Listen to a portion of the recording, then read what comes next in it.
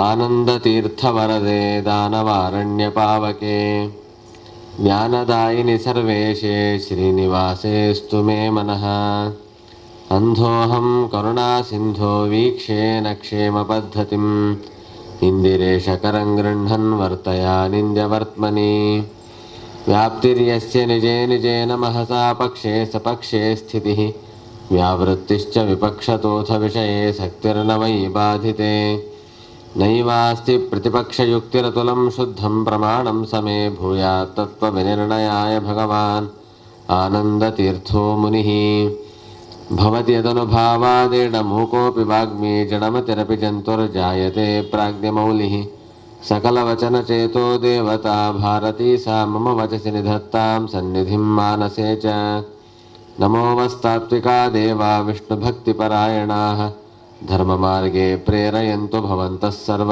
ಏವ ಹಿ ಶ್ರೀಮನ್ಮಧ್ವಮಹಾಚಾರ್ಯಪದಪದ್ಮೈಕಸದ್ಮನಾಂ ಅಣೂನಾಂ ಮಹತಾಂಚಾಪಿ ಕರುಣಾ ಭವತಾನ್ಮಯಿ ತಪಸ್ವಾಧ್ಯಾಯ ಶುಶ್ರೂಷಾ ಕೃಷ್ಣಪೂಜಾರತಂ ಮುನಿಂ ವಿಶ್ವೇಶಮಿಷ್ಟದಂ ವಂದೇ ಪರಿವ್ರಾಟ್ ಚಕ್ರವರ್ತಿನಂ ಶ್ರೀಮದಾನಂದತೀರ್ಥೀಯಮತಮಾಚಂದ್ರತಾರಕಂ ಆಸೇತೋ ರಾತುಷಾರಾದ್ರೇ ಸಮೀಚೀನಂ ಪ್ರವರ್ತತಾಂ ಜನ್ಮಾದ್ಯಶ್ಚೇತೋನ್ಮಯಾದಿತರತಶ್ಚಾರ್ಥೇष्वभिज्ञस्वराट् तेने ब्रह्महृदाय आदिकवये मुह्यन्ति यं सूरयः तेजो वारिमृदां यथा विनिमयो यत्र त्रिसर्गो मृषा धाम्ना स्वेन सदा निरस्तकुहकं सत्यं परं धीमहि धर्मः प्रोज्झितकैतवोऽत्र परमो निर्मत्सराणां सतां वेद्यं वास्तवमत्र वस्तुशिवदं तापत्रयोन्मूलनम् श्रीमद्भागवते महामुनिकृते किं वा परैरीश्वरः सद्यो हृद्यवरुध्यतेऽत्र कृतिभिः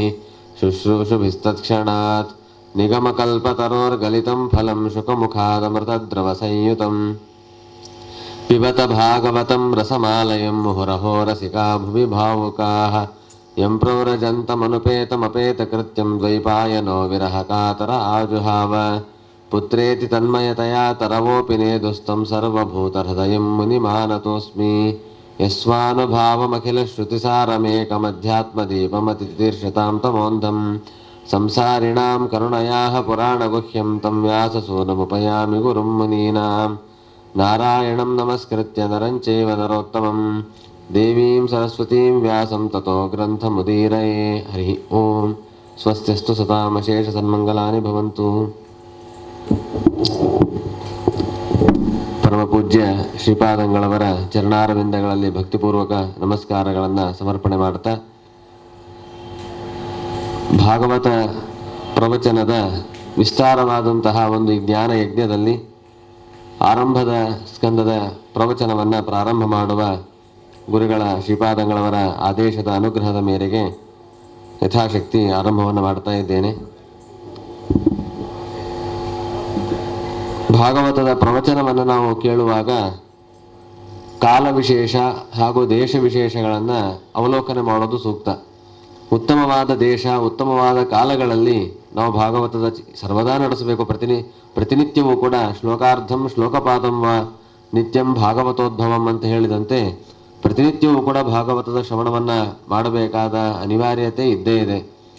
ಅದರಲ್ಲೂ ವಿಶೇಷವಾಗಿ ಕಾಲ ವಿಶೇಷಗಳಲ್ಲಿ ದೇಶ ವಿಶೇಷಗಳಲ್ಲಿ ದೊಡ್ಡ ದೊಡ್ಡ ತೀರ್ಥಕ್ಷೇತ್ರಗಳು ಶ್ರೀರಂಗ, ತಿರುಪತಿ, ಬದರಿ, ಹರಿದ್ವಾರ ಮುಂತಾದ ಪ್ರಯಾಗ ಇತ್ಯಾದಿ ಕ್ಷೇತ್ರಗಳಲ್ಲಿ ಕಾರ್ತೀಕ, ಮಾಘ, ವೈಶಾಖ ಇತ್ಯಾದಿ ಮಾಸ ವಿಶೇಷಗಳಲ್ಲಿ ಭಾದ್ರಪದ ಇಂತಹ ಸಂದರ್ಭಗಳಲ್ಲಿ ಯಾವುದೇ ಊರಿನ ಉತ್ಸವಗಳು ಮನೆಯ ಸಮಾರಂಭಗಳು ನಡೆಯುವಾಗ ಆ ಭಾಗವತವನ್ನು ವಿಶೇಷವಾಗಿ ಕೇಳಲೇಬೇಕು. ಏನೇ ಉತ್ಸವಗಳು ನಡೆದರೂ ಕೂಡ ಉತ್ಸವಾಂಗವಾಗಿ ಒಂದು ಜ್ಞಾನ ಸತ್ರ ಇರಬೇಕು. ಅದರಲ್ಲೂ ವಿಶೇಷವಾಗಿ ಭಾಗವತ ಜ್ಞಾನ ಸತ್ರ ಇರಲೇಬೇಕು ಅಂತನ್ನೋದು ಆ ಭಾಗವತ ಗ್ರಂಥಕ್ಕೆ ಇರುವಂತಹ ಮಹಾವೈಶಿಷ್ಟ್ಯ.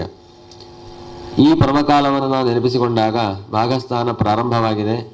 ವಿಶೇಷವಾಗಿ ಇದು ಮೈಸೂರಿನ ಕ್ಷೇತ್ರ. ಇಲ್ಲಿ ನಾವು ಯೋಚನೆ ಮಾಡ್ತಾ ಬಂದರೆ ಮನೆಯಲ್ಲಿ ಮಾಡುವ ಸತ್ಕರ್ಮಗಳಿಗೆ ಏನು ಪುಣ್ಯ ಬರುತ್ತೋ ಅದಕ್ಕಿಂತ ಹೆಚ್ಚು ತುಳಸಿಯ ಸನ್ನಿಧಾನದಲ್ಲಿ, ಹಸುವಿನ ಸನ್ನಿಧಾನದಲ್ಲಿ, ಪರಮಾತ್ಮನ ದೇವಸ್ಥಾನದಲ್ಲಿ, ಬ್ರಾಹ್ಮಣರ ಸನ್ನಿಧಾನದಲ್ಲಿ, ಹಿರಿಯರ ಸನ್ನಿಧಾನದಲ್ಲಿ ಮಾಡಿದಾಗ ಹೆಚ್ಚೆಚ್ಚು ಪುಣ್ಯ ಬರುತ್ತೆ ಅಂತ ನಿರೂಪಿಸುತ್ತೆ ಶಾಸ್ತ್ರಗಳು.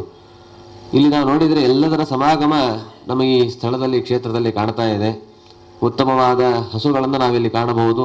ಒಂದು ರೀತಿ ಇದೆಲ್ಲವೂ ಗೋಷ್ಠವಾಗೇ ಇರುತ್ತೆ. ಆ ಹಸುವಿನ ಮಧ್ಯದಲ್ಲಿ ತುಳಸಿ ಕಾನನ ಶ್ರೀಪಾದಂಗಳವರು ತುಳಸಿಯನ್ನು ಬೆಳೆಸುವುದರಲ್ಲಿ ತುಂಬ ಉತ್ಸಾಹವನ್ನು ತೋರಿಸ್ತಾರೆ. ಪೂರ್ವಾಶ್ರಮದಿಂದಲೂ ನಾವು ನೋಡ್ತಾ ಇದ್ದೇವೆ.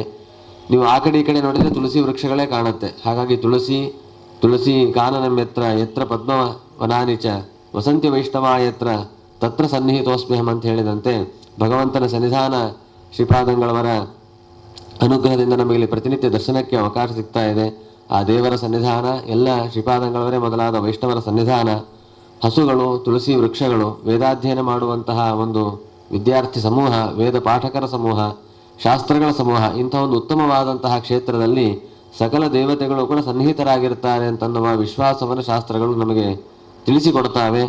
ಮುಖ್ಯವಾಗಿ ಭಾಗವತ ಪ್ರವಚನ ಮಾಡ್ತೀವಿ ಅಂತ ಪ್ರಾರಂಭ ಮಾಡಿದಾಗ ಶುಕಾಚಾರ್ಯರು, ಅಶ್ವತ್ಥಾಮಾಚಾರ್ಯರು ಅಲ್ಲಿ ಸನ್ನಿಹಿತರಾಗಿರ್ತಾರೆ. ರಾಮಾಯಣದ ಪ್ರವಚನವನ್ನು ಮಾಡಲಿಕ್ಕೆ ಹೊರಟರೆ ಹನುಮಂತ ದೇವರು ಬರ್ತಾರಂತೆ. ಭಾಗವತ ಪ್ರವಚನವನ್ನು ಮಾಡಲಿಕ್ಕೆ ಹೊರಟಾಗ ಶುಕಾಚಾರ್ಯರು, ಅಶ್ವತ್ಥಾಮಾಚಾರ್ಯರು ಬಂದು ಸನ್ನಿಹಿತರಾಗಿರ್ತಾರೆ. ನಾವೇನು ಆಹ್ವಾನ ಕೊಡಬೇಕಾಗಿಲ್ಲ. ಭಾಗವತ ಪ್ರವಚನವನ್ನು ಮಾಡ್ತೀವಿ ಅನ್ನೋ ಸಂಕಲ್ಪವೇ ಅವರಿಗೆ ಆಹ್ವಾನ. ಹಾಗಾಗಿ ಅವರಿಗೂ ಕೂಡ ಒಂದು ಆಸನವನ್ನು ಸಿದ್ಧಪಡಿಸಿ ಭಾಗವತ ಪ್ರವಚನ ಮಾಡುವಂತಹ ಕ್ರಮ ಇದೆ. ಹಾಗಾಗಿ ಎಲ್ಲ ಹಿರಿಯರನ್ನು, ಗುರುಗಳನ್ನು ನಮಿಸ್ತಾ ಸ್ಮರಣೆ ಮಾಡಿಕೊಳ್ತಾ ಯಥಾಮತಿಯಾಗಿ ಆ ಭಾಗವತದ ಅರ್ಥಚಿಂತನೆಯನ್ನು ಮಾಡುವ ಪ್ರಯತ್ನವನ್ನು ಮಾಡೋಣ. ಯಾಕೆ ಇದನ್ನೆಲ್ಲ ಚಿಂತನೆ ಮಾಡಬೇಕು ಅಂತಂದರೆ, ಸಾಮಾನ್ಯವಾಗಿ 1-5 ನಿಮಿಷ ನಾವು ಆಧ್ಯಾತ್ಮಿಕ ಚಿಂತನೆಯನ್ನು ನಡೆಸ್ತೀವಿ ಅಂತಂದರೆ ಅದು ಬೋರ್ ಆಗಿಬಿಡುತ್ತೆ. ಅಂಥದ್ದು 144 ದಿವಸಗಳ ಕಾಲದಲ್ಲಿ ವಿಸ್ತೃತವಾಗಿ ಚಿಂತನೆಯನ್ನು ಮಾಡಬೇಕು. ಭಾಗವತದ ಮುಂದೆ ಎಷ್ಟು ಕಾಲ ಇದ್ದರೂ ಎಷ್ಟು ಜನ ಇದ್ದರೂ ಚಿಕ್ಕವದೇ, ಇಲ್ಲ ಅಂತಲ್ಲ. ಆದರೆ ನಮ್ಮ ದೃಷ್ಟಿಯಿಂದ ತುಂಬ ವಿಸ್ತಾರವಾಗಿ ಬರುವಂತಹ ಕಾಲ ಇದು. ಶ್ರೀಪಾದಂಗಳವರು ತಿಳಿಸಿದಂತೆ ಭಾಗವತದ ಸೂಕ್ಷ್ಮವಾದ ವಿಷಯಗಳನ್ನು ಕೂಡ ತಿಳಿದುಕೊಳ್ಳಿಕ್ಕೆ ಉತ್ತಮವಾದ ಅವಕಾಶ ಇರುವಂತಹ ಪ್ರಸಂಗ. ನಾವು ಎಷ್ಟು ಶ್ರದ್ಧೆಯಿಂದ ಕೇಳ್ತೀವಿ, ಎಷ್ಟು ಉತ್ಸಾಹದಿಂದ ಕೇಳ್ತೀವಿ, ಅಷ್ಟು ನಮಗೆ ಅದು ಫಲವನ್ನು ನೀಡುತ್ತೆ. ಆದ್ದರಿಂದಾಗಿ ನಾವು ಕುಳಿತಂತಹ ಪ್ರದೇಶದಲ್ಲಿ ಇರುವಂತಹ ಕಾಲದಲ್ಲಿ ಎಷ್ಟು ಮಹತ್ವ ಇದೆ ಅಂತ ಅನ್ನೋದನ್ನು ತಿಳಿದು ನಾವು ಚಿಂತನೆ ಮಾಡಿದಾಗ ಆ ಶ್ರವಣಾದಿ ಸತ್ಕರ್ಮಗಳಿಗೆ ಮತ್ತಷ್ಟು ಮಹತ್ವ ಇದೆ ಅಂತ ಅನ್ನೋದನ್ನು ನಾವು ಈ ಸಂದರ್ಭದಲ್ಲಿ ಸ್ಮರಣೆಯನ್ನು ಮಾಡಿಕೊಳ್ಳಬೇಕು. ಮುಖ್ಯವಾಗಿ ಶ್ರೀಮದ್ ಆಚಾರ್ಯರು ಭಾಗವತದ ಬಗ್ಗೆ ನೀಡಿರುವಂತಹ ಮಹತ್ವ ಬಹಳ ಉತ್ತಮವಾದದ್ದು. ಅವರ ಜೀವನದಲ್ಲಿ ಹಾಗೂ ಅವರ ಗ್ರಂಥಗಳಲ್ಲಿ ಭಾಗವತದ ಬಗ್ಗೆ ವಿಶೇಷವಾದಂತಹ ಗೌರವ ಆದರಗಳನ್ನು ತೋರಿಸಿದ್ದಾರೆ ಶ್ರೀಮದ್ ಆಚಾರ್ಯರು. ನಾವು ಇತಿಹಾಸದಲ್ಲಿ ನೋಡುವಂತೆ ಭಾಗವತ ಅನ್ನೋದು ಕೇವಲ ಪುರಾಣ ಗ್ರಂಥ ಅನ್ನೋದು ಒಂದು ಪ್ರಖ್ಯಾತಿ. ಯಾರಿಗೆ ಶಾಸ್ತ್ರದಲ್ಲಿ ತುಂಬ ಅಭಿರುಚಿ ಇರೋದಿಲ್ಲ, ಬ್ರಹ್ಮಸೂತ್ರ ಉಪನಿಷತ್ತುಗಳನ್ನು ಸರಿಯಾಗಿ ಅಧ್ಯಯನ ಮಾಡಿ ಅರ್ಥ ಮಾಡಿಕೊಳ್ಳುವ ಸಾಮರ್ಥ್ಯ ಯಾರಿಗಿರೋದಿಲ್ಲ, ಅಂಥವರು ಈ ಸರಳವಾದ ಕಥೆಗಳನ್ನು ಕೇಳಿಕೊಂಡು ಜೀವನದಲ್ಲಿ ಕಾಲವನ್ನು ಕಳಿಬೇಕು ಅನ್ನೋ ದೃಷ್ಟಿಯಿಂದ ರಚಿತವಾದ ಗ್ರಂಥಗಳು ಅನ್ನುವ ಭಾವನೆ ಇದ್ದಂತಹ ಒಂದು ಕಾಲಘಟ್ಟ. ಆದರೆ ಶ್ರೀಮದ್ ಆಚಾರ್ಯರು ಭಾಗವತ ಅನ್ನೋದು ಸಾಮಾನ್ಯ ಸಾಹಿತ್ಯ ಗ್ರಂಥ ಅಲ್ಲ, ಅದು ಕೇವಲ ಕಥಾ ಗ್ರಂಥವಲ್ಲ, ಇತಿಹಾಸವನ್ನು ಮುಖ್ಯವಾಗಿ ಸಿದ್ಧಾಂತವನ್ನು ನಿರ್ಣಯ ಮಾಡುವ ಶ್ರೇಷ್ಠವಾದಂತಹ ಗ್ರಂಥ ಅದು ಅಂತೇಳಿ ಪ್ರಸ್ಥಾನದ ಸಾಮ್ಯವನ್ನು, ಪ್ರಸ್ಥಾನ ತ್ರಯಗಳಿಗೇನು ಮಹತ್ವ ಇದೆ ಅದೇ ರೀತಿಯಾದ ಒಂದು ಸಾಮರ್ಥ್ಯವೂ ಕೂಡ ಭಾಗವತಕ್ಕಿದೆ, ಇತಿಹಾಸ ಪುರಾಣಗಳಿಗಿದೆ ಅಂತ ಅನ್ನೋದನ್ನು ಇತಿಹಾಸ ಪುರಾಣ ಪಂಚಮೋ ವೇದಾನಾಂ ವೇದ ಎಂಬ ವೇದಗಳ ಆಧಾರದಲ್ಲಿ ತೋರಿಸಿಕೊಡ್ತಾರೆ. ಅವರು ಬರೀ ತೋರಿಸೋದಲ್ಲ, ಅದನ್ನು ಜೀವನದಲ್ಲಿ ಅನುಷ್ಠಾನ ಮಾಡಿ ತೋರಿಸ್ತಾರೆ. ಅವರ ಬಾಲ್ಯದಲ್ಲಿಯೇ ಆಶ್ರಮದ ಪ್ರಾರಂಭದಲ್ಲಿ ಭಾಗವತದ ಬಗ್ಗೆ ಅವರ ಗುರುಗಳು ಉಪನ್ಯಾಸವನ್ನು ಮಾಡುವಾಗ ಅಚ್ಯುತ ಪ್ರೇಕ್ಷಾಚಾರ್ಯರು ಪಾಠದ ಬಗ್ಗೆ ಸಂದೇಹ ಬರುತ್ತೆ. 5-6 ಜನ ಪುಸ್ತಕಗಳನ್ನ ಇಟ್ಟುಕೊಂಡು ಭಾಗವತವನ್ನು ಪಠನ ಮಾಡ್ತಿರ್ಬೇಕಾದ್ರೆ ಆಚಾರ್ಯರು ಒಂದು ಪಾಠ ಮಾತ್ರ ಸರಿ ಅಂತಾರೆ. ಯಾಕೆ ಅಂತ ಪ್ರಶ್ನೆ ಕೇಳಿದರೆ, ವೇದವ್ಯಾಸ ದೇವರು ಹೇಗೆ ರಚನೆ ಮಾಡಿದ್ದಾರೋ ಹಾಗೆ ನಾವು ಹೇಳಬೇಕು, ನಮಗೆ ಬಂದಂತೆ ನಾವು ಹೇಳೋದಲ್ಲ. ವೇದವ್ಯಾಸ ದೇವರು ರಚನೆ ಮಾಡಿದ ಪಾಠ ಒಂದು ಮಾತ್ರ ಅಂತ ಹೇಳ್ತಾರೆ. ಅದು ಹೇಗೆ ಗೊತ್ತಾಯಿತು ಅಂತ ಹೇಳಿದರೆ, ನನಗೆ ಅದರ ಸ್ಪಷ್ಟತೆ ಇದೆ, ಆ ಜ್ಞಾನ ನನಗಿದೆ ಅಂತ ಆಚಾರ್ಯ ಉತ್ತರ ಕೊಟ್ಟಾಗ, ಹಾಗಾದರೆ ಅಷ್ಟು ಭಾಗವತದ ಬಗ್ಗೆ ಹಿಡಿತ ಇದ್ದರೆ ಈ 5ನೇ ಸ್ಕಂದದಲ್ಲಿರುವ ಕೆಲವು ಭಾಗಗಳನ್ನು ಹೇಳಿ ಅಂತ ಕೇಳಿದರೆ, ಆಚಾರ್ಯರು ಒಂದು ಮುಖೋದ್ಗತವಾಗಿ ಪಂಚಮ ಸ್ಕಂದದಲ್ಲಿ ಗದ್ಯ ಭಾಗ ಇರೋದಲ್ಲಿ ಶ್ಲೋಕಗಳಿಲ್ಲ, ತುಂಬ ಇರೋದು ಗದ್ಯ ಭಾಗ, ಕಠಿಣವಾದಂತಹ ಭಾಗ. ಅಲ್ಲಿ ಅನೇಕ ಗದ್ಯಗಳನ್ನು ಆಚಾರ್ಯರು ತಾವದ್ ಅಧ್ಯಾಯ ನಿಕಾಯಂ ಅಭ್ಯದಾತ್, ಅನೇಕ ಅಧ್ಯಾಯಗಳ ಸಮೂಹಗಳನ್ನೇ ಮುಖೋದ್ಗತವಾಗಿ ಹೇಳ್ತಾ ಹೋಗ್ತಾರೆ. ಅಷ್ಟು ಭಾಗವತದಲ್ಲಿ ಪ್ರಾರಂಭದಲ್ಲೇ ಕ್ಲುಪ್ತಿಯನ್ನು ತೋರಿಸಿದಂಥವರು ಶ್ರೀಮದ್ ಆಚಾರ್ಯರು.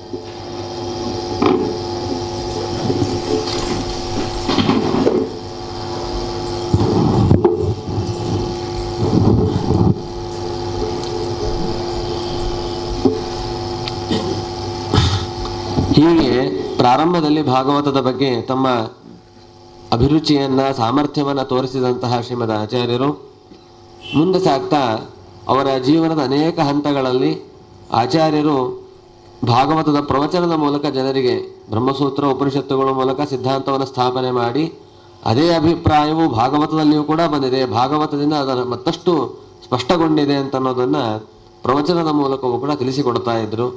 10ನೆಯ ಸರ್ಗದಲ್ಲಿ ಒಂದು ಚರಿತ್ರೆಯನ್ನು ಹೇಳ್ತಾರೆ.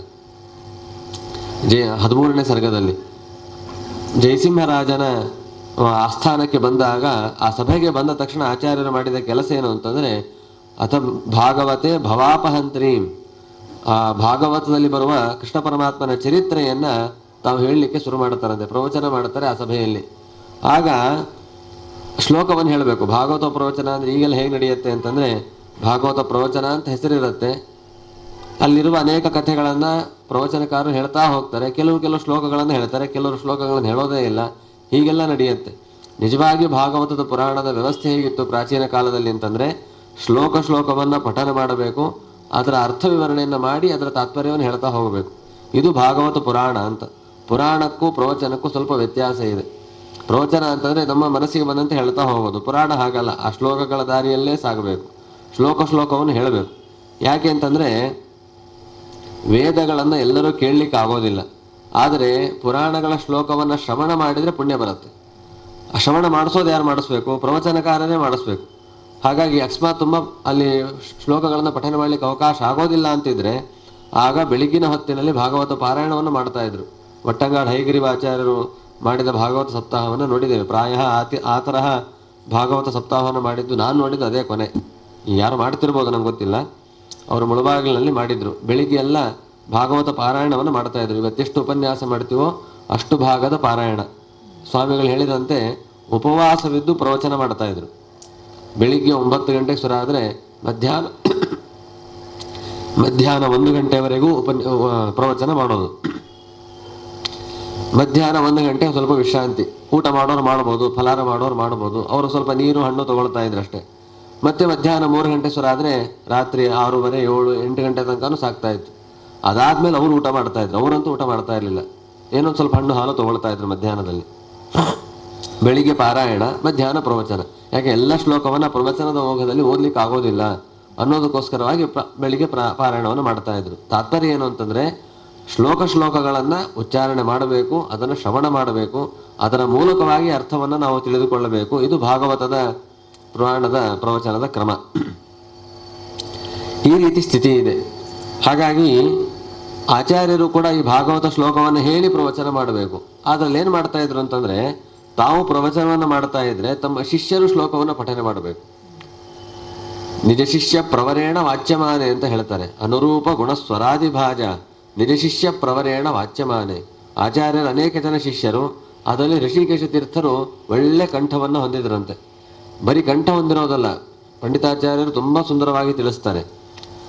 ಒಬ್ಬ ಪ್ರವಚನಕಾರ ಯಾವ ರೀತಿಯಾದ ಭಾವವನ್ನು ವ್ಯಕ್ತಪಡಿಸ್ತಾ, ಯಾವ ರೀತಿಯ ಧ್ವನಿಯಲ್ಲಿ ಎಷ್ಟು ಸ್ಪಷ್ಟವಾಗಿ ಪ್ರವಚನವನ್ನು ಮಾಡ್ತಾ ಇರ್ತಾರೋ ಅದಕ್ಕೆ ಅನುಗುಣವಾದ ರೀತಿಯಲ್ಲಿ ಅಲ್ಲಿ ಗಾಯನವನ್ನು ಮಾಡಬೇಕು.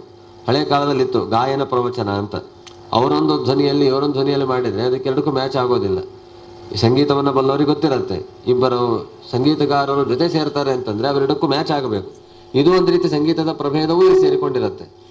ಅನುರೂಪ ಗುಣಸ್ವರಾದಿ ಭಾಜ, ಅನುರೂಪವಾದಂತಹ ಆಚಾರ್ಯರ ಪ್ರವಚನದ ಧ್ವನಿ ಭಾವನೆಗಳಿಗೆ ಯೋಗ್ಯವಾದಂತಹ ರೀತಿಯಲ್ಲಿ ಧ್ವನಿಯನ್ನು ಹೊಂದಿರುವಂತಹ ಋಷಿಕೇಶ ತೀರ್ಥರು ಆ ಭಾಗವತದ ಶ್ಲೋಕಗಳನ್ನು ಪಠನೆ ಮಾಡ್ತಾ ಇದ್ರಂತೆ. ಆಚಾರ್ಯರು ಅದರ ವಿವರಣೆಯನ್ನು ಮಾಡ್ತಾ ಇದ್ರು. ಈ ರೀತಿಯಾಗಿ ಆ ಜಯಸಿಂಹರಾಜನ ಆಸ್ಥಾನದಲ್ಲಿ ನಡೀತು ಅಂತ ತಿಳಿಸ್ತಾರೆ.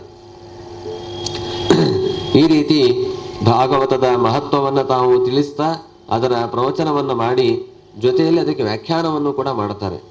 ಇತಿಹಾಸದಲ್ಲಿ ನಾವು ನೋಡಿದಂತೆ ಒಬ್ಬ ದರ್ಶನಾಚಾರ್ಯರು, ಒಬ್ಬ ಸಿದ್ಧಾಂತವನ್ನು ಸ್ಥಾಪನೆ ಮಾಡಿದಂತಹ ದಾರ್ಶನಿಕರು ಭಾಗವತಕ್ಕೆ ವ್ಯಾಖ್ಯಾನ ಮಾಡೋದು ಅಂತಿಲ್ಲ.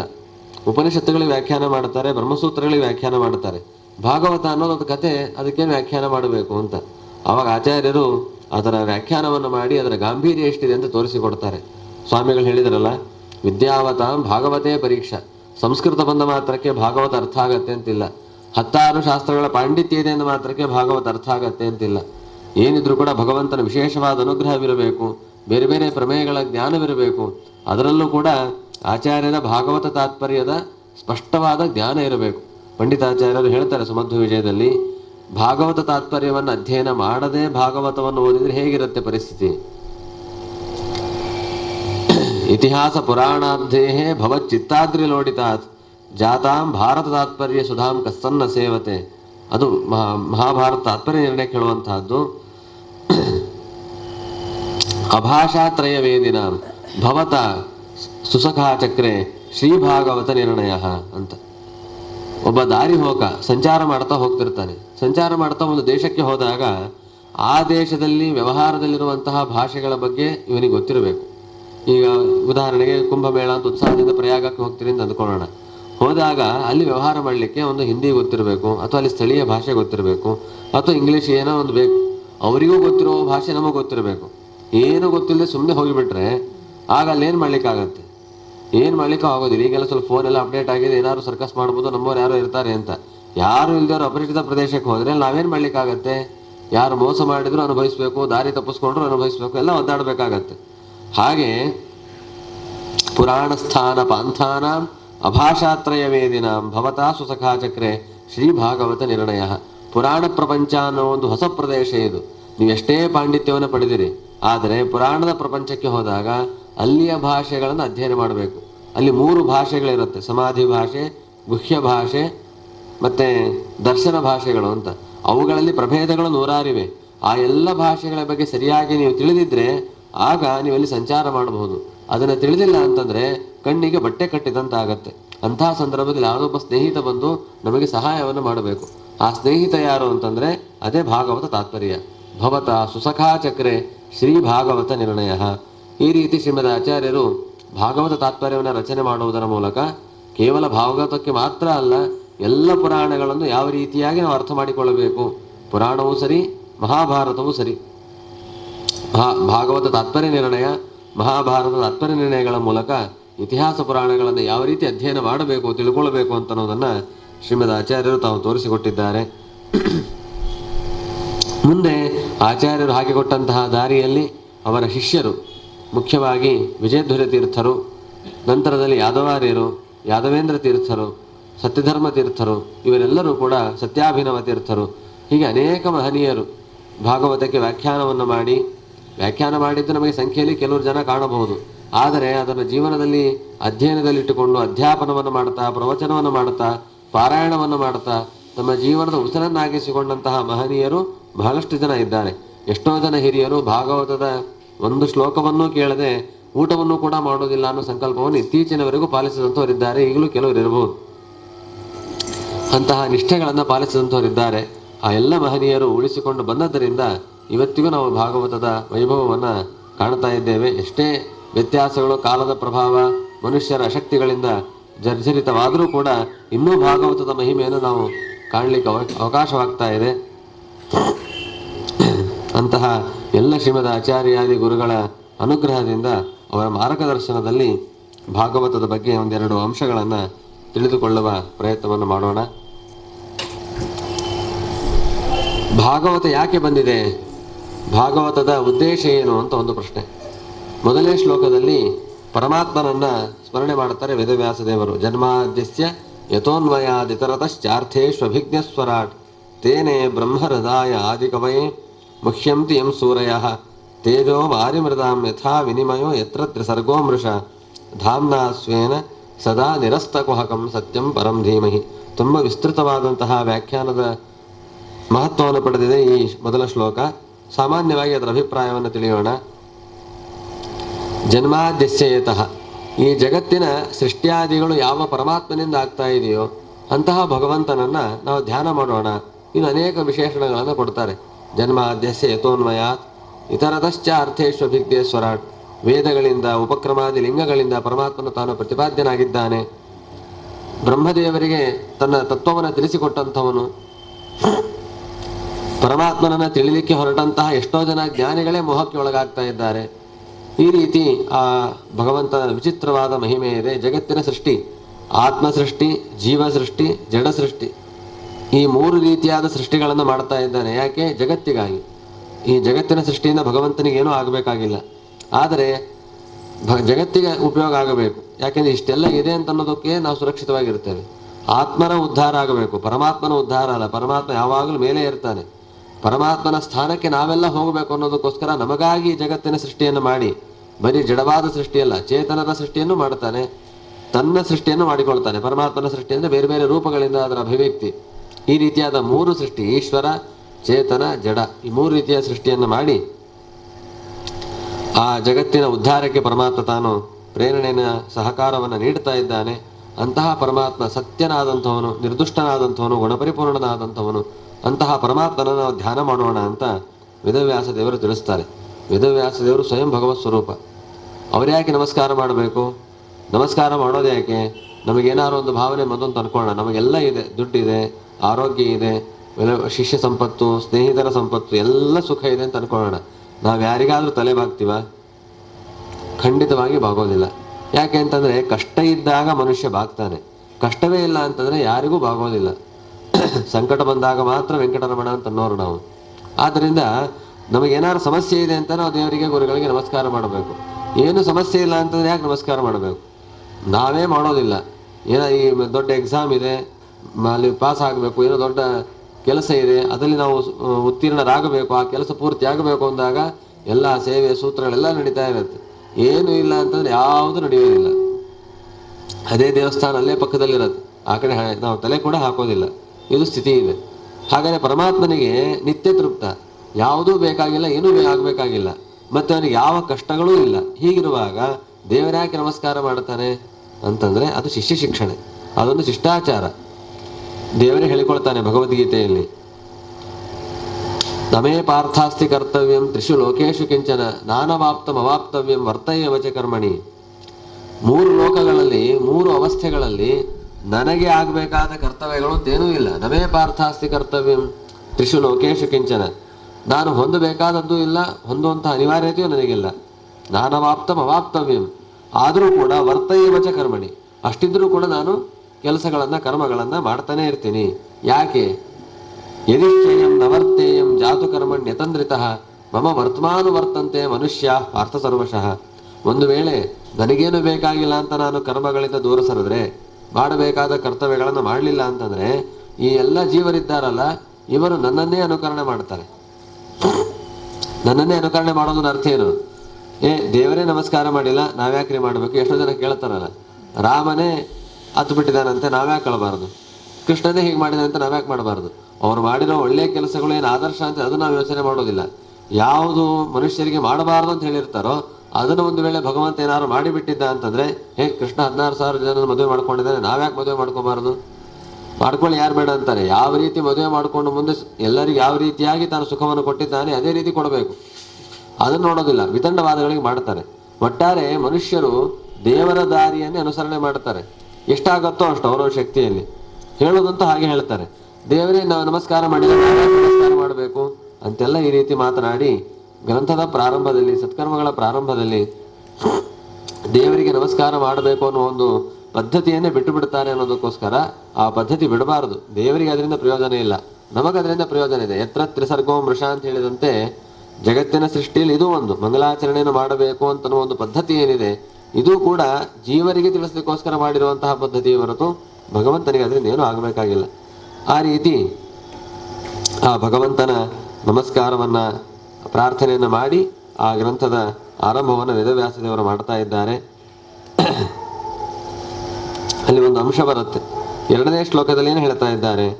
ವಿಚಿತ್ರವಾದ ಶ್ಲೋಕ. ಏನು ಹೇಳ್ತಾರೆ ಅಂತಂದರೆ, ಈ ಭಾಗವತದಲ್ಲಿ ಏನನ್ನು ಹೇಳ್ತಾ ಇದ್ದಾರೆ? ಇವತ್ತೆಲ್ಲ ನಮಗೆ ನಮ್ಮ ಹಿರಿಯರ ಪುಣ್ಯ, ನಮ್ಮ ಸಮಾಜದ ಒಂದು ಪ್ರಭಾವದಿಂದಾಗಿ ಭಾಗವತ ಶ್ರವಣ ಮಾಡಬೇಕು ಅನ್ನುವ ಭಾವನೆ ನಮಗೆ ಬಂದಿದೆ. ಆದರೆ ಮುಂದಿನ ಜನಾಂಗಕ್ಕೆ ಅದು ಬರ್ತಾ ಇದೆಯಾ ಅನ್ನೋದು ನಾವು ಯೋಚನೆ ಮಾಡಬೇಕು. ಪ್ರಾಯ ಇವತ್ತು ಯಾವುದೇ ಸ್ಥಳಗಳಲ್ಲಿ ಪ್ರವಚನ ಪುರಾಣ ಅಂತ ನಡೆದ್ರೆ ಅಲ್ಲಿ 30 ವರ್ಷದ ಮೇಲಿನವ್ರು ಕಾಣ್ತಾರೆ ಹೊರತು 30 ವರ್ಷದ ಒಳಗಿನವ್ರು ಕಾಣೋದೇ ಇಲ್ಲ. ಯಾಕೆ ಕಾಣೋದಿಲ್ಲ ಅಂತಂದರೆ ಅವರಿಗೆ ಇದರಿಂದ ಏನಾಗಬೇಕು ಅನ್ನೋ ಪ್ರಶ್ನೆ ಬರ್ತಾ ಇದೆ. ಪ್ರಾಕ್ಟಿಕಲ್ ಪ್ರಶ್ನೆ ಇದು. ಈಗ ನೀವು ಈ ಗ್ರಂಥವನ್ನು ಕೇಳಬೇಕು, 1 ಗಂಟೆ ಕೂತ್ಕೊಂಡು ಇಲ್ಲಿ ಕೇಳಬೇಕು, 4 ತಾಸು ಕೇಳಬೇಕು, ಭಾಗವತವನ್ನು ಕೇಳಬೇಕು ಅಂತಂದರೆ ಬಾಯಿ ಬಿಟ್ಟು ಕೇಳದೇ ಇರ್ಬೋದು. ಮನಸ್ಸಲ್ಲಿ ಬರೋ ಪ್ರಶ್ನೆ ಇದೆ, ಯಾಕೆ ಕೇಳಬೇಕು ಭಾಗವತವನ್ನು, ಏನು ಹೇಳ್ತಾ ಇದೆ ಅದು, ಅದರಿಂದ ನಮಗೇನು ಪ್ರಯೋಜನ? ಇವೆಲ್ಲ ಪ್ರಶ್ನೆಗಳು ಬಂದೇ ಬರುತ್ತೆ. ಈ ಪ್ರಶ್ನೆಗಳಿಗೆ ಉತ್ತರ ಕೊಟ್ಟಾಗಲೇ ಅವರು ಇದರಲ್ಲಿ ಪ್ರವೃತ್ತಿ ಮಾಡೋದು. ಅವರು ಅಂತಲ್ಲ, ಎಲ್ಲರೂ ಪ್ರವೃತ್ತಿ ಮಾಡೋದು ಹೀಗೇನೆ. ನಮಗೊಂದು ಗೊತ್ತಾಗಿದೆ, ಭಾಗವತವನ್ನು ಕೇಳೋದ್ರಿಂದ ನಮ್ಮ ಪಾಪಗಳು ಪರಿಹಾರವಾಗತ್ತೆ, ಭಗವಂತನ ಅನುಗ್ರಹ ಆಗತ್ತೆ, ಏನೊಂದಿಷ್ಟು ವಿಷಯಗಳು ಗೊತ್ತಾಗತ್ತೆ. ಅದಕ್ಕೋಸ್ಕರ ನಾವು ಇಲ್ವೊಂದು ಕೂತ್ ಕೇಳ್ತಾ ಇರ್ತೀವಿ. ಹಾಗಾದ್ರೆ ಈ ಭಾವನೆಯನ್ನು ನಾವು ಮುಂದಿನವರಿಗೆ ಅರ್ಥ ಮಾಡಿಸ್ಲಿಕ್ಕೆ ಸೋಲ್ತಾ ಇದ್ದೀವಿ. ಯಾಕೆ ಸೋಲ್ತಾ ಇದ್ದೀವಿ ಅಂತಂದ್ರೆ, ನಾವು ಭಾಗವತವನ್ನ ಕೇಳಿ ಅನುಭವಿಸ್ತಾ ಇರೋರು ಹೊರತು ಅದನ್ನ ಅನುಭವಿಸ್ತಾ ಇಲ್ಲ. ಅಂದ್ರೆ ಭಾಗವತವನ್ನ ತಿಳಿಯೋದು ಬೇರೆ, ಅನುಭವಿಸೋದು ಬೇರೆ. ಒಂದು ಪ್ರಸಿದ್ಧವಾದ ಕಥೆಯನ್ನೆಲ್ಲರೂ ಹೇಳ್ತಿರ್ತಾರೆ. ಒಬ್ಬ ಒಳ್ಳೆಯ ಭಾಗವತಜ್ಞ, ಎಷ್ಟರ ಮಟ್ಟಿಗೆ ಭಾಗವತ ಅಂತಂದ್ರೆ ಯಾವ ಶ್ಲೋಕದಲ್ಲಿ ಏನು ಬೇಕಾದರೂ ಕೇಳಿದ್ರೆ ಹೇಳುವಂತಹ ಸಾಮರ್ಥ್ಯ ಇದೆ. ಒಬ್ಬ ರಾಜನಿಗೆ ಭಾಗವತದಲ್ಲಿ ವಿಶೇಷವಾದ ಅಭಿರುಚಿ, ಪ್ರತಿನಿತ್ಯ ಭಾಗವತ ಶ್ರವಣ ಮಾಡಿಯೇ ಅವನ ಮುಂದಿನ ಕಾರ್ಯ. ಅಂತಹ ಸಂದರ್ಭದಲ್ಲಿ ಈ ಬ್ರಾಹ್ಮಣ ಚೆನ್ನಾಗಿ ಭಾಗವತವನ್ನು ತಿಳಿದಿದ್ದಾರೆ ಅಂತೇಳಿ ಕರೆದ್ರು. ಆ ಬ್ರಾಹ್ಮಣನಿಗೆ ತುಂಬ ದುಡ್ಡಿನ ಅನಿವಾರ್ಯತೆಯೂ ಇತ್ತು. ಪ್ರವಚನ ಮಾಡಿದಾಗ 4 ಜನ ದುಡ್ಡು ಕೊಡ್ತಾರೆ, ಅದರಿಂದ ಜೀವನ ನಡೆಸುವಂತಹ ಕಾಲ ಇತ್ತು. ಈಗಲೂ ಅಂಥ ಕಾಲ ಎಷ್ಟೋ ಜನರಿಗೆ ಇದ್ದೇ ಇದೆ. ಆಯಿತು ಅಂತ ರಾಜ ಕರೆದ ಮೇಲೆ ಬೇಕಾದಷ್ಟು ವ್ಯವಸ್ಥೆ ಆಗತ್ತೆ ಅಂತ ಹೇಳಿ ಒಪ್ಪಿಕೊಂಡು ಬಂದ. ಭಾಗವತ ಪ್ರವಚನ ಮಾಡಬೇಕು, ಭಾಗವತನ ತಿಳಿಸ್ಬೇಕು ಅನ್ನೋ ಉತ್ಸಾಹಕ್ಕಿಂತ ರಾಜ ಕೊಡುವ ಸಂಭಾವನೆಯಲ್ಲೇ ಹೆಚ್ಚಿನ ಗಮನವಿತ್ತು ಆ ಬ್ರಾಹ್ಮಣನಿಗೆ. ಸಹಜ, ಅದೇನು ತಪ್ಪು ಅಂತ ಹೇಳಿಕ್ಕೆ ಆಗೋದಿಲ್ಲ, ಎಲ್ಲರ ಪರಿಸ್ಥಿತಿ ಹಾಗೆ. ಆ ರಾಜ ಉಪನ್ಯಾಸ ಕೇಳಲಿಕ್ಕೆ ಪ್ರಾರಂಭ ಮಾಡಿದ. ಬ್ರಾಹ್ಮಣನ ಹೇಳ್ತಾ ಇದ್ದ. ಕೇಳ್ತಾ ರಾಜನು ಕೂಡ ಸಾಮಾನ್ಯ ವ್ಯಕ್ತಿ ಏನಲ್ಲ. ಸಾಮಾನ್ಯ ಹೇಳೋರ್ಗಿಂತ ಕೇಳೋರು ಚುರುಕ್ತನ ಜಾಸ್ತಿ ಇರತ್ತೆ. ಅದೊಂದು ಗಾದೆ ಮಾದಿದೆಯಲ್ಲ, ಹೊಸ ಡಾಕ್ಟರ್ಗಿಂತ ಹಳೆ ಕಾಂಪೌಂಡರ್ ಉತ್ತಮ ಅಂತ. ಹಾಗೆ ಪ್ರವಚನಕಾರರಿಗಿಂತ ಶ್ರೋತೃಗಳಿಗೆ ಮಹತ್ವ ಜಾಸ್ತಿ ಇರುತ್ತೆ. ಯಾಕಂದ್ರೆ ಕೇಳೋರು ಒಂದೇ ಕಡೆಗೆ, ನಾವು ಹೇಳೋದು ಒಂದೇ ಸತಿ, ಅವ್ರು ಕೇಳೋ 10 ಸತಿ ಕೇಳಿರ್ತಾರೆ. ಆದ್ರಿಂದ ಅವರಿಗೆ ಜ್ಞಾನ ಜಾಸ್ತಿ ಇರುತ್ತೆ. ರಾಜ ಕೇಳಿ ತುಂಬಾ ಅದ್ರ ಅಭ್ಯಾಸ ಮಾಡ್ಕೊಂಡಿದ್ದ, ಒಳ್ಳೆ ಜ್ಞಾನ ಇತ್ತು ಅವನಿಗೆ ಭಾಗವತದ ಬಗ್ಗೆ. ಇವರು ಪ್ರವಚನ ಹೇಳಲಿಕ್ಕೆ ಶುರು ಮಾಡಿದ್ರೆ, ಪ್ರವಚನ ಎಲ್ಲ ಮುಗಿದ ಮೇಲೆ ತುಂಬಾ ಚೆನ್ನಾಗಿ ಹೇಳಿದ್ರಿ, ಆದ್ರೆ ತುಂಬಾ ತೃಪ್ತಿ ಆಗಲಿಲ್ಲ, ಇನ್ನೂ ಏನೋ ಕೊರತೆ ಅಂತ ಅನಿಸ್ತು ಅಂತ. ರಾಜನಿಗೇನು ಮಾತಾಡ್ಲಿಕ್ಕೆ ಬರುತ್ತೆ. ಸರಿ ಆಯ್ತು, ಮರುದಿವಸ ಹೋಗಿ ಇನ್ನಷ್ಟು ವಿಚಾರ ಮಾಡಿದ, ಬೇರೆ ಬೇರೆ ರೀತಿಯಲ್ಲಿ ಆಲೋಚನೆ ಮಾಡಿ ಎಲ್ಲ ಪರೀಕ್ಷೆ ಪಟ್ಟು ಮತ್ತೆ ಬಂದು ಹೇಳಲಿಕ್ಕೆ ಶುರು ಮಾಡಿದ ಭಾಗವತವನ್ನ. ಹೇಳಿದ್ರೆ ಮರುದಿವಸ ಹಾಗೆ ಇನ್ನೂ ಏನೋ ಕೊರತೆ ಅನಿಸ್ತಾ ಇದೆ. ಹೊಸ ವಿಷಯ ಹೇಳಿದ್ರಿ, ಆದ್ರೆ ಏನೋ ಕೊರತೆ ಅನಿಸ್ತಾ ಇದೆ. 3-4 ದಿವಸ ಹೀಗೆ ಆಯ್ತು. ತಲೆ ಕೆಟ್ಟೋದು ಬ್ರಾಹ್ಮಣನಿಗೆ. ಏನಿದು ಇಷ್ಟೆಲ್ಲ ನನ್ನಷ್ಟು ಯಾರೂ ಓದಿಲ್ಲ, ಯಾರೂ ರಾಜನಿಗೆ ಹೇಳಿಲ್ಲ, ಇದೇನು ಇದ್ದಕ್ಕಿದ್ದಂಗೆ ತೃಪ್ತಿ ಆಗ್ತಾ ಇಲ್ಲ, ಇನ್ನೇನು ತಾನೇ ಹೇಳಬೇಕು ಅಂತ.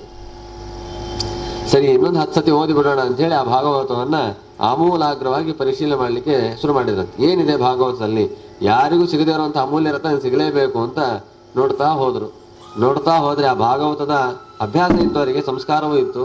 ಆ ಭಾಗವತದ ಶ್ಲೋಕಗಳು ಮನಸ್ಸಿಗೆ ನಾಟ್ಲಿಕ್ಕೆ ಶುರು ಮಾಡುತ್ತೆ. ಧರ್ಮ ಪ್ರೋಜ್ಜಿತ ಕೈತವಹ ಅನ್ನುವ ಮಾತೇ ತುಂಬಾ ಪರಿಣಾಮಕಾರಿ. ಈ ಭಾಗವತದಲ್ಲಿ ಏನು ಹೇಳ್ತಾ ಇದೆ, ಹಾಗಾದ್ರೆ ನಾವೇನು ತಿಳ್ಕೊಳ್ಬೇಕು ಅನ್ನೋ ದೃಷ್ಟಿಯಿಂದ ಇಲ್ಲಿ ಬಂದು ಕೂತ್ಕೊಳ್ಬೇಕು. ಧರ್ಮವನ್ನ ಭಾಗವತ ಹೇಳ್ತಾ ಇದೆ. ಏನದು ಧರ್ಮ? ಪ್ರೋಕ್ಷಿತ ಕೈತವಹ ಧರ್ಮ. ಆ ಧರ್ಮ ಎಂಥ ಧರ್ಮವನ್ನು ಹೇಳ್ತಾ ಇದೆ ಅಂತಂದ್ರೆ, ಸಂಧ್ಯಾವಂದನೆ ಮಾಡು, ಅಗ್ನಿ ಕಾರ್ಯ ಮಾಡು, ಪತಿ ಸೇವೆ ಮಾಡಿ, ಹಿರಿಯರ ಸೇವೆ ಮಾಡಿ, ಇದೆಲ್ಲ ಧರ್ಮಗಳು. ಈ ಧರ್ಮವನ್ನು ಬೇಕಾದಷ್ಟು ಧರ್ಮಶಾಸ್ತ್ರಗಳು ಹೇಳಿವೆ. ಹಾಗಾದ್ರೆ ಭಾಗವತ ಹೇಳ್ತಾ ಇರುವಂತಹ ಧರ್ಮ ಏನು ಅಂತಂದ್ರೆ, ಪ್ರೋಜ್ಜಿತ ಕೈತವವಾದ ಧರ್ಮವನ್ನು ಹೇಳ್ತಾ ಇದೆ. ಏನದು ಪ್ರೋಜ್ಜಿತ ಕೈತವ ಅಂತಂದ್ರೆ, ಕೈತವ, ಕಿತವನ ಧರ್ಮವೇ ಕೈತವ ಅಂತ. ಕಿತವ ಅಂದ್ರೆ ಏನು ಅಂತಂದ್ರೆ ಮೋಸಗಾರ ಅಂತ ಅರ್ಥ. ಸರಳವಾಗಿ ಹೇಳುವಂತಹದ್ದು ಅಂತಂದ್ರೆ ತಾತ್ಪರ್ಯ. ವಿಜಯಧ್ವರ ತೀರ್ಥರು ಹೇಳ್ತಾರೆ, ಮನಸ್ಸಿನಲ್ಲಿ ಒಂದು ಭಾವನೆಯನ್ನು ಇಟ್ಕೊಂಡು ಹೊರಗಡೆ ಇನ್ನೊಂದು ಭಾವನೆಯನ್ನು ಹೇಳ್ತಾ ಇದ್ರೆ, ವ್ಯಕ್ತಪಡಿಸ್ತಾ ಇದ್ರೆ ಅದು ಕಿತವನ ಅಂತ ಕರೀತಾರಂತವ್ರನ್ನ. ಮನಸ್ಸೇಕಂ ವಚಸ್ಸೇಕಂ ಕರ್ಮಣ್ಯೇಕಂ ದುರಾತ್ಮನಾಂ, ಮನಸ್ಸೇಕಂ ವಚಸ್ಸೇಕಂ ಕರ್ಮಣ್ಯೇಕಂ ಮಹಾತ್ಮನಾಂ ಅಂತಾರೆ. ಮನಸ್ಸಲ್ಲಿ ಏನೋ ಭಾವನೆ ಇದೆ, ಅದರ ತಕ್ಕಂತೆ ನಾವು ಹೊರಗೆ ಮಾತನಾಡಬೇಕು. ಮನಸ್ಸಲ್ಲಿ ಒಂದು ಭಾವನೆಯನ್ನು ಇಟ್ಕೊಳ್ಳೋದು, ಹೊರಗೊಂದು ಭಾವನೆಯನ್ನು ಇಟ್ಕೊಂಡಾಗ ಅದು ಸರಿಯಾದ ಪ್ರವೃತ್ತಿ ಅಂತ ಆಗೋದಿಲ್ಲ. ಹಾಗಾದ್ರೆ ಕಿತವ ಅಂತ ಯಾರನ್ನು ಕರೀತಾರೆ ಅಂತಂದ್ರೆ, ಮನಸ್ಸಲ್ಲೊಂದು ಭಾವನೆ ಇಟ್ಕೊಂಡು ಹೊರಗೆ ಇನ್ನೊಂದೇನೋ ಹೇಳೋದು. ಈ ರೀತಿ ಮಾಡೋದೇನೆ ಅಂತಾರೆ, ಇದನ್ನ ಕೈತವ ಸ್ವಭಾವ ಅಂತ ಕರೀತಾರೆ. ಆ ರೀತಿ ಏನಂತಾರೆ, ಅಂತಹ ಕೈತವ ಪ್ರೋಜ್ಜಿತ, ಈ ರೀತಿಯಾದ ಮೋಸಗಾರಿಕೆಯಿಂದ ಕೂಡಿದ ಧರ್ಮವನ್ನು ಮಾಡಬಾರದು ಅಂತ ಭಾಗವತ ಹೇಳಿಕೊಡ್ತಾ ಇದೆ. ಹಾಗಾದ್ರೆ ಮನಸ್ಸಲ್ಲಿ ನಿಮಗೇನಿದೆ ಅದನ್ನೇ ಬಾಯಲ್ಲಿ ಮಾತಾಡಿ, ಅದನ್ನೇ ಕೃತಿಯಲ್ಲಿ ತಗೊಂಬನ್ನಿ. ಹಾಗಾದ್ರೆ ಪ್ರಾಮಾಣಿಕತೆಯನ್ನು ತಿಳಿಸಿಕೊಡ್ತಾ ಇದೆ ಭಾಗವತ. ಜೊತೆಗೆ ಎಂಥ ಧರ್ಮ ಅದು ಅಂತಂದ್ರೆ, ನಾವೆಲ್ಲ ಧರ್ಮೋಪದೇಶ ಮಾಡ್ತೀವಿ. ಹೇಗೆ ಮಾಡ್ತೀವಿ?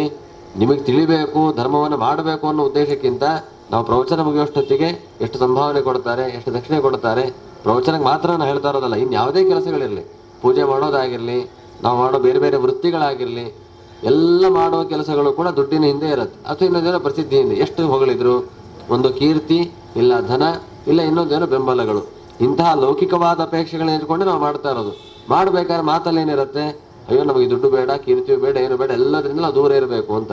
ಹಾಗಾದ್ರೆ ಏನಾಯ್ತು, ಮನಸ್ಸಲ್ಲಿ ಒಂದು ಭಾವನೆ, ಮಾತಲ್ಲೊಂದು ಭಾವನೆ. ಇದೇನಾಯ್ತು ಇದು ಕೈತವ ಸಹಿತವಾದಂತಹ ಧರ್ಮದ ಉಪದೇಶ ಆಯಿತು.